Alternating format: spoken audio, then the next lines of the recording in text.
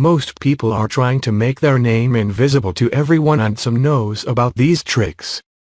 So if you don't know, then here we are going to discuss a simple method without any use of software. I will tell you the most suitable and perfect method to make blank name on TikTok without violating the rules and regulations of TikTok. First, you need to copy special character. I will put in the description. Now I will copy the special character.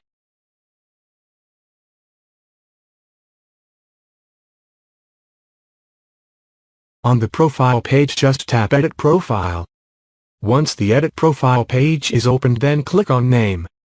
Here you can see my current name is How to Tutorial. Erase your previous name. I will paste the special character that I copied before in Name section. After paste the blank code, don't write a single word in a name box. After paste the code, now just tap on Save. Now you can see there are no alphabets on my name.